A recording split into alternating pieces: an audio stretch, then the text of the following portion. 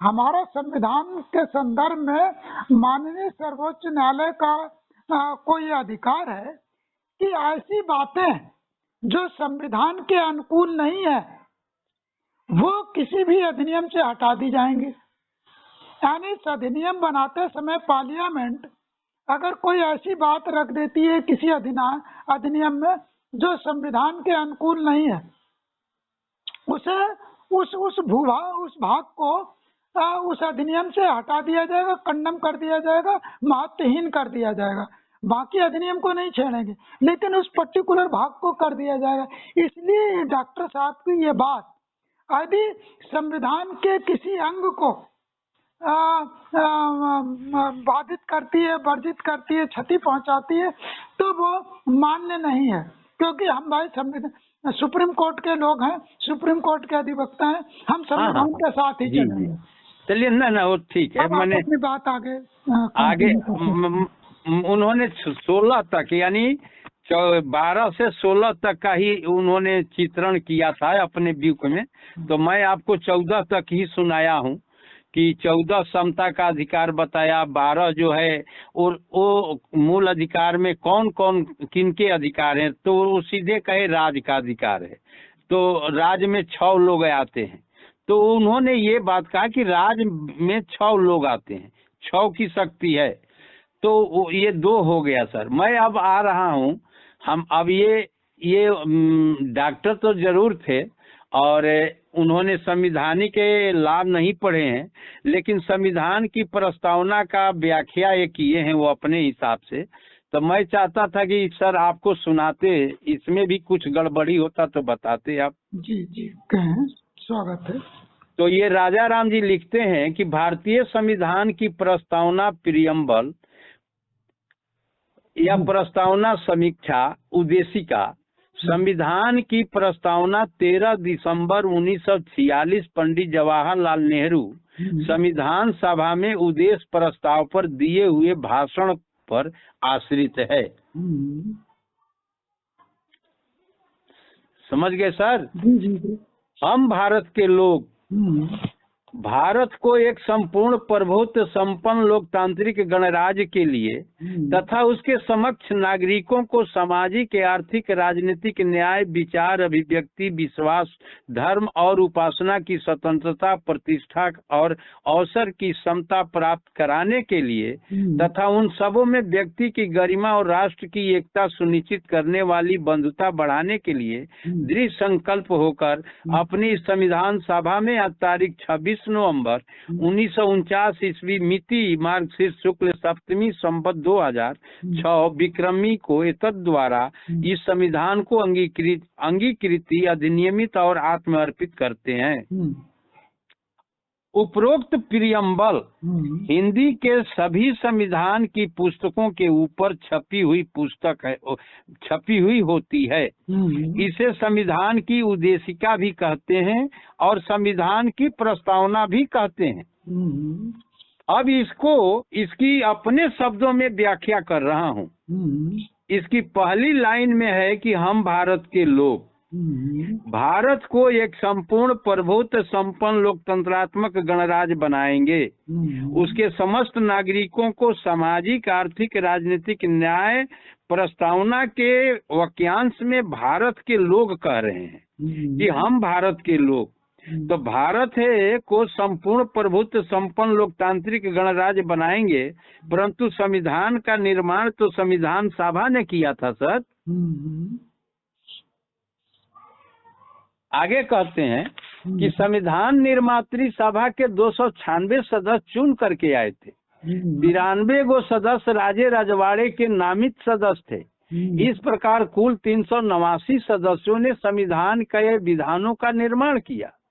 अगर ये भी मान लिया जाए कि संविधान निर्मात्री सभा का चुनाव भारत की जनता ने किया और हम ये भी मानकर चल रहे हैं कि संविधान के निर्माण की शक्ति भारत की जनता से प्राप्त हुई है, तो हमें इस बात पर सोचना पड़ेगा कि संविधान सभा का चुनाव किस मतदान के आधार पर हुआ, कैसे, जिसने संविधान सभा का निर्माण किया। तो मतदान का अधिकार किस किस को था, ये बात 1931 की ब्रिटिश शासन काल में जनगणना के अनुसार तय हुआ था कि जिसके अंतर्गत सशक्त मतदान का अधिकार था, जैसे जिसके पास मानक के रूप में अनुसार संपत्ति हो, मानक के अनुसार शिक्षा हो, पढ़ा लिखा हो और सरकार को टैक्स दे रहा हो। इस प्रकार डॉक्टर सुभाष कश्यप की पुस्तक भारत का संवैधानिक विकास और संविधान के अनुसार 11.5% लोग ही मतदान का अधिकार था। तो नोट 1931 में शिक्षा का स्तर 8 से 10% ही रहा होगा। जब प्रस्तावना को हम भारत के लोगों से शुरू करते हैं, तब ये कैसे स्थापित हो सकता है कि भारत के सभी वर्गों के लोगों की भागीदारी थी। संविधान सभा की डिबेट बहस में भी ये प्रसंग आया कि देश के 7 लाख गांवों की भागीदारी शून्य थी। इससे भी स्पष्ट होता है कि परंपरागत शिक्षा और संपत्ति के धनी लोगों द्वारा चुना हुआ यही वर्ग संविधान निर्मात्री सभा में प्रचंड बहुमत में रहा है। परंतु दिखाया ये जा रहा है कि भारत के लोग भारत को लोकतंत्रात्मक गणराज्य बना रहे हैं। प्रस्तावना का आधार क्या है? अगर आपने पंडित जवाहरलाल नेहरू का 13 दिसंबर 1946 का संविधान सभा में उद्देश्य प्रस्ताव पर दिया हुआ भाषण पढ़ेंगे, अगर नहीं पढ़े हैं तो गूगल से निकाल करके पढ़ सकते हैं। उस प्रस्ताव के नंबर 4, 5 और 6 को ध्यान से पढ़ेंगे तो पाएंगे कि इन्हीं प्रस्ताव नंबर 4, 5, 6 से ही संविधान की प्रस्तावना अंतर्निहित है। प्रस्ताव संख्या 4, 5 और 6 ही आधार है। आजकल संविधान की पाठशाला के नाम पर नाम के संगठन लगातार प्रस्तावना की चर्चा करते हैं। 13 दिसंबर 1946 को पंडित जवाहरलाल नेहरू के उद्देश्य प्रस्ताव की संविधान की आधारभूत बुनियाद है। इस पर डॉक्टर अंबेडकर ने अपनी प्रतिक्रिया दी है। डॉक्टर अंबेडकर की प्रतिक्रिया पंडित जवाहरलाल नेहरू के उद्देश्य प्रस्ताव पर बाबा साहब डॉक्टर अंबेडकर को संविधान सभा के अध्यक्ष पंडित जवाहरलाल नेहरू ने 17 दिसंबर 1946 को अपनी प्रतिक्रिया देने को कहा। यहाँ पर मैं डॉक्टर अंबेडकर जी की प्रतिक्रिया के कुछ वाक्यांश देने की लोगों के सामने इसलिए प्रस्तुत करना चाहता हूँ ताकि जिन उद्देश्यों के लिए पंडित जवाहरलाल नेहरू ने संविधान के निर्माण के लिए जो लक्ष्य रखे हैं उनका स्पष्टीकरण भी सभी के सामने आ जाए कि डॉक्टर अंबेडकर की नजरों में प्रस्तावना का सच क्या है।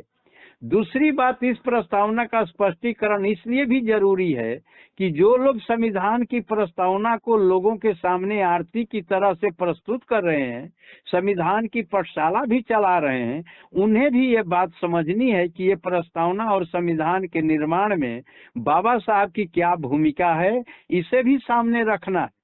तीसरी बात यह कि संविधान की पाठशाला चलाने वाले प्रस्तावना में डॉक्टर अंबेडकर की क्या भूमिका है भी या नहीं भी, इसके विषय में भी लोगों को ठीक से जानकारी हो जाए ताकि वह जनता को गुमराह न करे।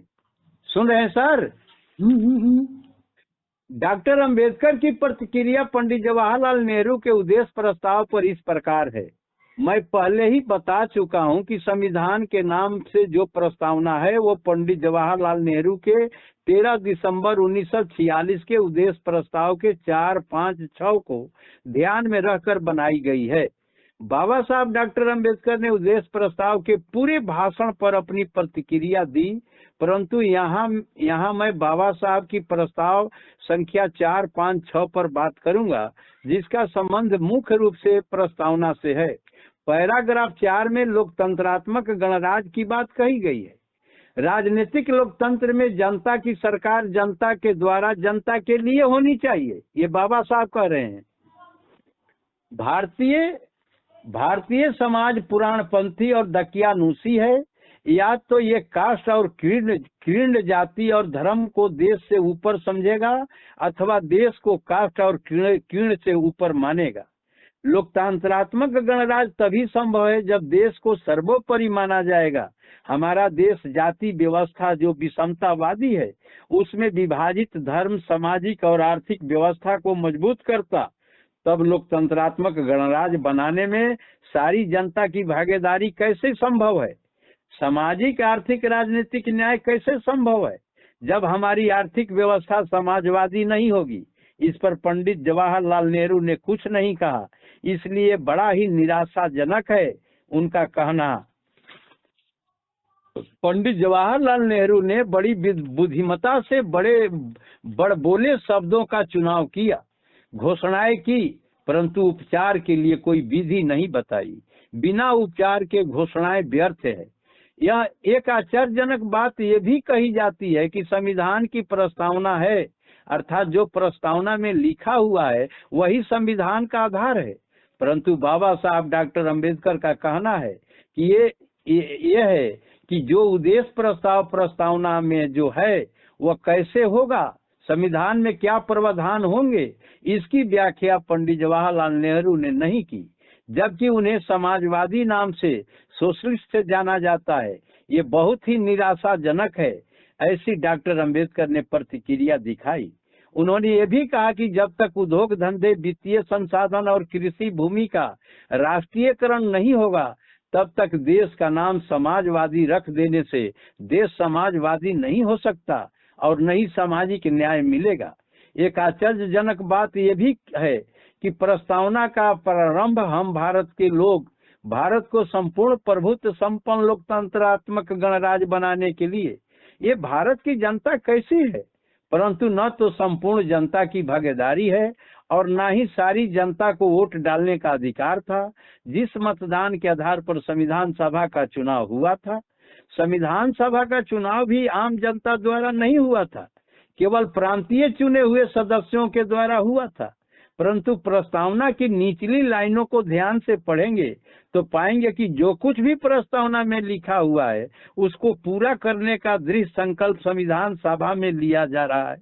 ये संकल्प 26 नवंबर 49 को संविधान सभा के सदस्यों द्वारा संकल्पित किया जाता है और वो संविधान को स्वीकार करते हैं, अर्ध नियमित करते हैं और स्वयं को आत्म अर्पित करते हैं। अब आप प्रस्तावना की प्रारंभिक भाषा और अंतिम भाषा, इन दोनों के संदर्भ में क्या निष्कर्ष निकालेंगे, आप स्वयं सोचिए। एक और गहरी आश्चर्य बात यह भी है कि अंग्रेजी में छपी प्रस्तावना प्रियम्बल के प्रारंभ में लिखा हुआ है, way the people of India.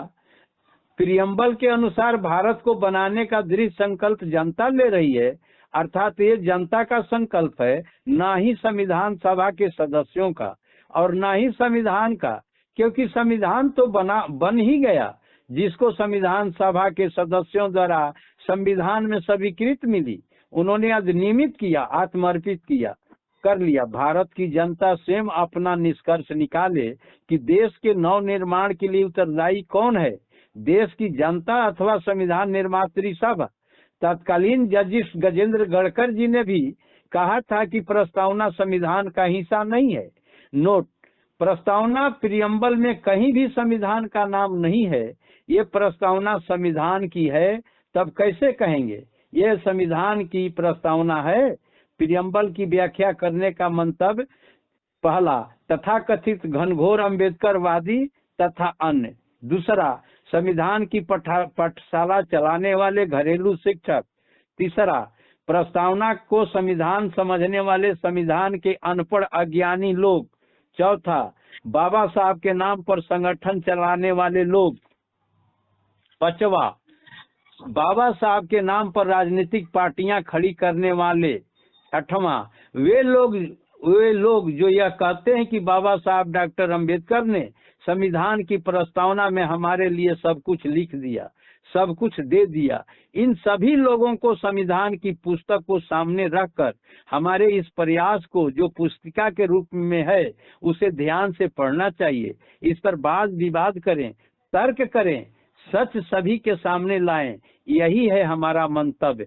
जिस दिन ये प्रस्तावना को पास किया गया उसी दिन संविधान को भी स्वीकार, अधिनियमित और आत्मर्पित किया गया। संविधान सभा में इस पर कोई बहस नहीं हुई।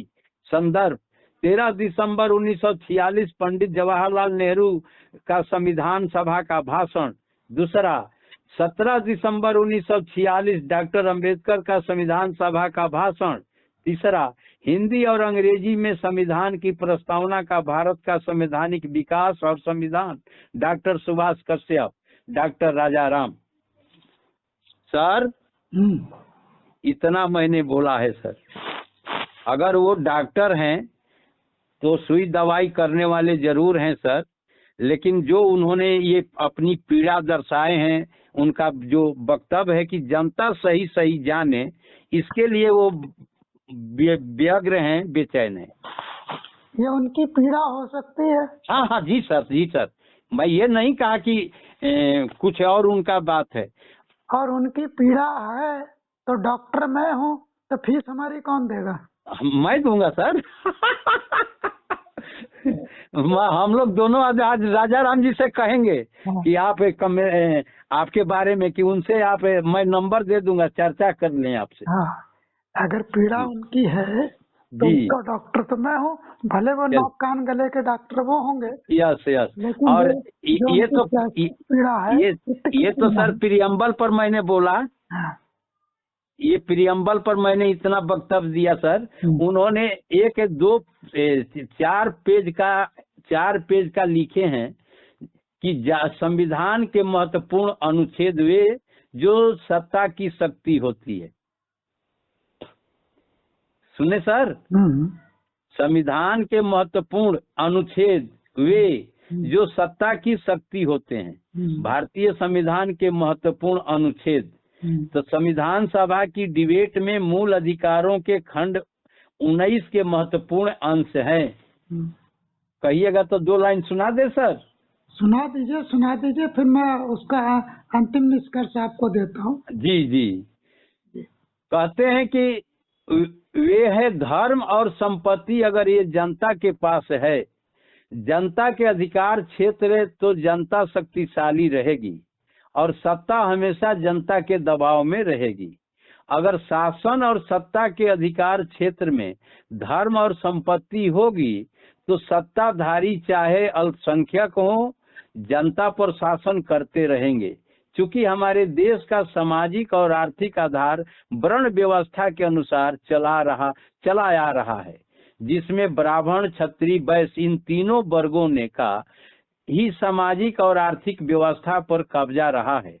इससे स्वर्ण वर्ग भी कहा जाता है, परंपरावादी शासक वर्ग भी कहा जाता है, ये अल्पसंख्यक वर्ग भी हैं। अर्थात संख्या में क्षुद्रों की अपेक्षा बहुत कम है। वर्ण व्यवस्था का चौथा वर्ण क्षुद्र वर्ण कहलाता है, जो सदियों से सामाजिक आर्थिक स्थल पर सभी प्रकार के अधिकारों से वंचित रहा है, जबकि संख्या में ये लगभग 85% था। इसे शक्ति शासित वर्ग भी कह सकते हैं।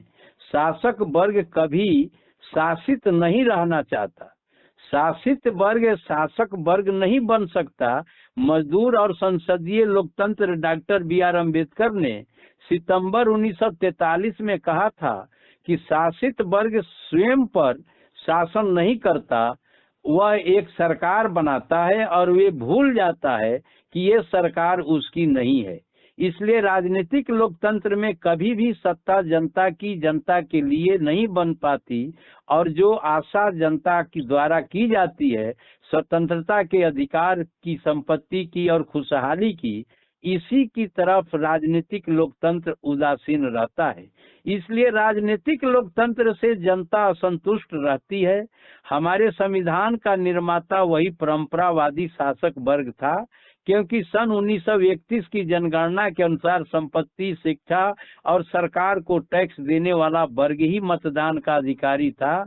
इसी अधिकार पर संविधान सभा का चुनाव हुआ, जिसमें कांग्रेस के साथ साथ वही शासक वर्ग प्रचंड बहुमत में चुन करके आया, जो शासित नहीं रहना चाहता था, जो राजनीतिक लोकतांत्रिक व्यवस्था के द्वारा भी शासक बना रहना चाहता था।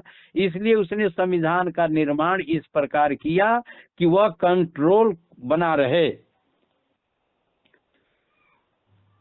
उसी की मानसिकता का कब्जा बना रहे। अतः अपने भविष्य को सुरक्षित रखने के लिए, शासन की शक्ति को अपने कब्जे में रखने के लिए संपत्ति और धर्म को मूल अधिकारों के द्वारा अपने अधिकार क्षेत्र में रखा। सुन रहे हैं सर? हाँ हाँ, मैं सुन रहा हूँ, भली भांति सुन रहा हूँ। क्योंकि यही शक्ति के मुख्य स्रोत होते हैं। संविधान निर्माताओं ने एक काम और किया कि जनता को संविधान के रास्ते से भिन्न भिन्न जातियों के नाम पर उन्हें छोटे छोटे टुकड़ों में बांट दिया, ताकि न तो वह संगठित हो सकते हैं, न मजदूर अपना संगठन बना सकते हैं। एससी, एसटी, ओबीसी वर्ग कभी इतने शक्तिशाली नहीं बन सकते कि वो शासक वर्ग बन सक जाएं। संविधान सभा में बहस के दौरान सदस्यों ने अपना विरोध जाहिर किया था, परंतु उनकी बातों को नजरअंदाज किया गया। किस प्रकार किया गया और विरोध का क्या प्रभाव हुआ, इसकी चर्चा पुस्तिका में आगे करेंगे।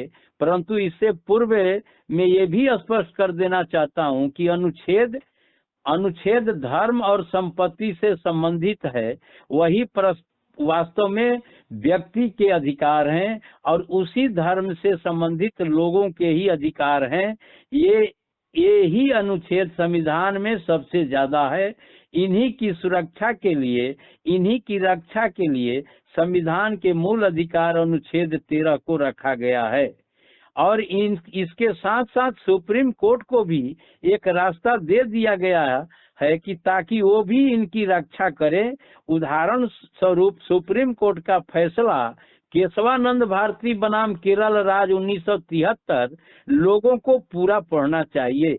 केशवानंद भारती केरल राज्य में मठ के सुप्रीम थे। उस मठ से हजारों एकड़ कृषि भूमि लगी थी।